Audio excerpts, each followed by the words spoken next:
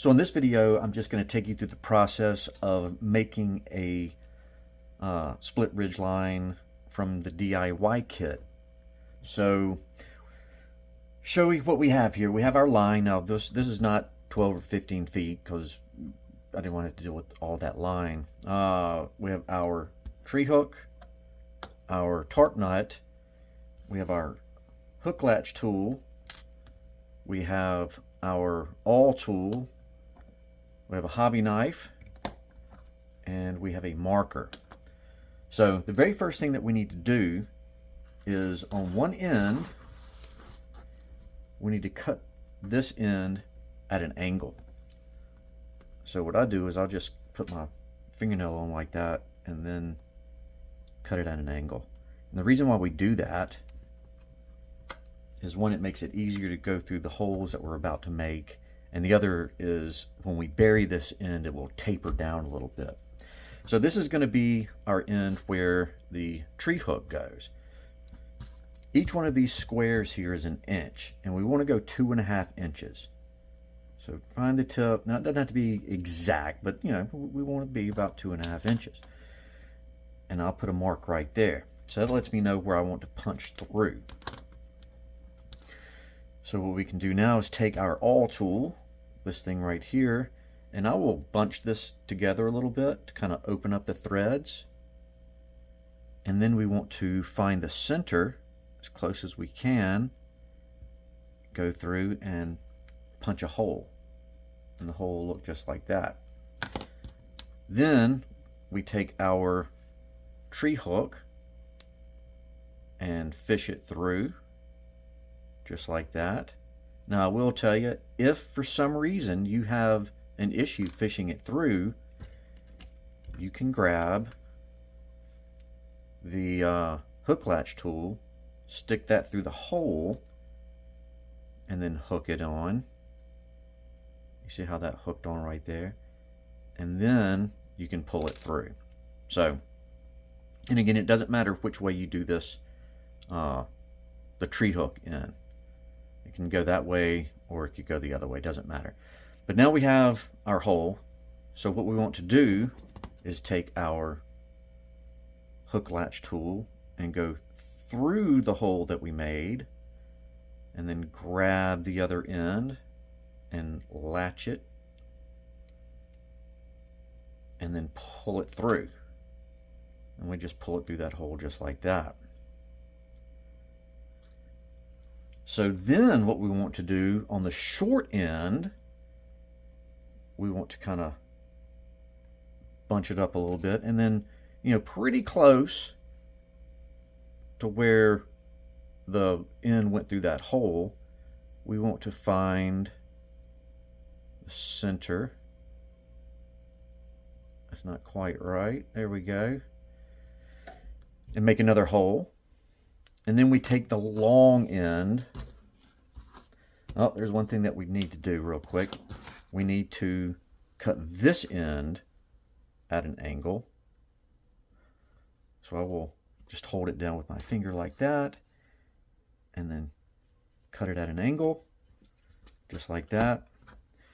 So now we have this hole, and we're going to run our hook latch tool through that hole, and then we're going to grab the other end, the long end, and we will latch that down, come through, pull it through that hole,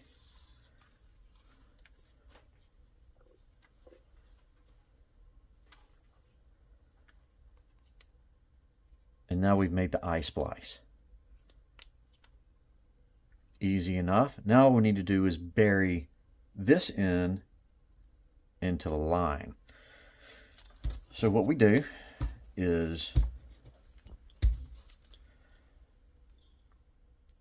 come about, I don't know, maybe half an inch or so beyond the till.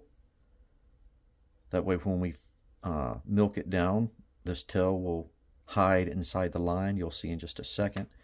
So what we'll do is then we'll push this together in order to open the threads up, and then we will take our hook latch tool, open the latch up, and then we'll feed it through some threads and just go nice and slow. It's not a big deal. I'm going to purposely mess up real quick so you can see how to fix this. Say if it comes through and that's not where you want it to come through, no big deal. Just close the latch and then pull it back through, then open the latch back up and just try again. Not a big deal. So what I do is I will hold this. I will hold the tool with this hand. This is just the way I do it. And I will push this way. That seems to be a little bit better for me. So when we get to the end of the tool is sitting right there. We want to play around with it a little bit and try to go through between the threads just like that. And then what I will do is I will kind of wallow it out a little bit to make that hole bigger. And then at this point, we will put that end there. And then of course, this is much more of an art form than a science. You just kind of have to wiggle it. And you'll feel it when it starts to go in. If it slips off, it's not a big deal. Just pull it out and start over again. But I can feel it moving through. There it goes. And just let it come on out, just like that. And that came through. And then we're going to pull that tight. And then we do what's called milking it down. Milk the berry. See if you can see that. And then the end of it just hides inside the line, and there is your eye spliced on tree hook. And that's easy enough. So at this point, we want to put on our tart nut. So we come to this end. Now the tart nut needs to go on like this way. So you don't want the shot cord to be this way on it. You want it to be this way. So easy enough. What we're going to do is we're going to go in with our hook latch tool, and where the shot cord is, just go through the hole, find the end, and then I would latch that on and then pull that through. Make sure I go all the way back to and make sure it looks like that. So, and then I would just tighten that down a little bit, not have to worry about it. And now we need to do the berry at the end. And I'll show you why we do that in just a second. But what we'll do, again, each one of these squares is 1 inch. I want to mark at 1.5 inches. So then I'll take my magic marker, mark it at 1.5 inches.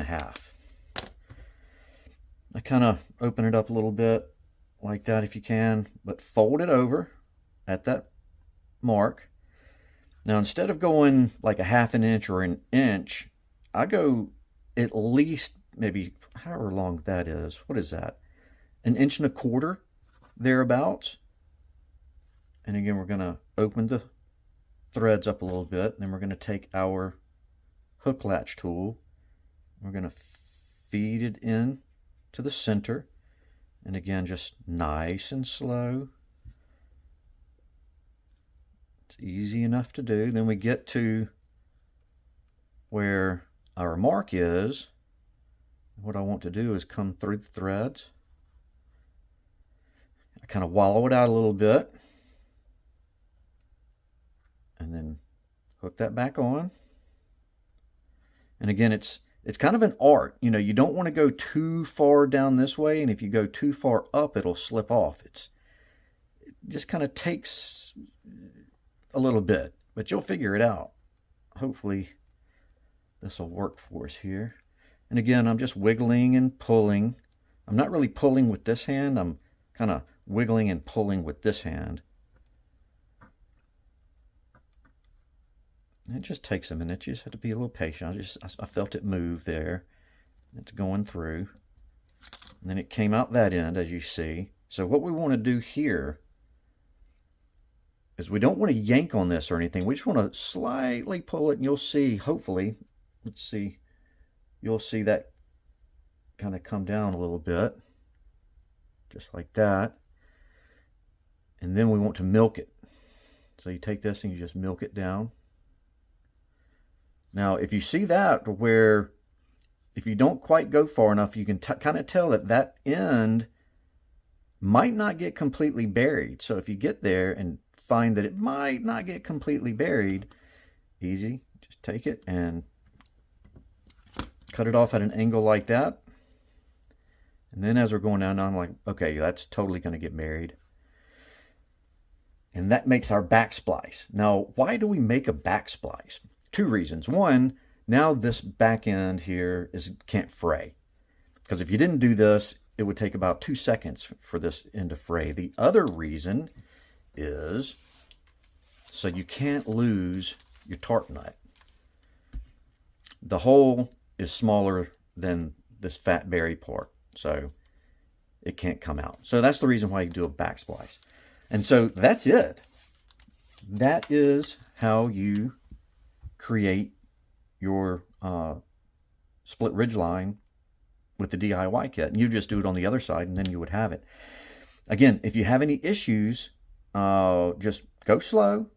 You know, if the hook latch tool pops out or whatever, just close the latch and pull it out and try again. It's not a problem. You can do it. I have faith. So that's it. I hope that helps you.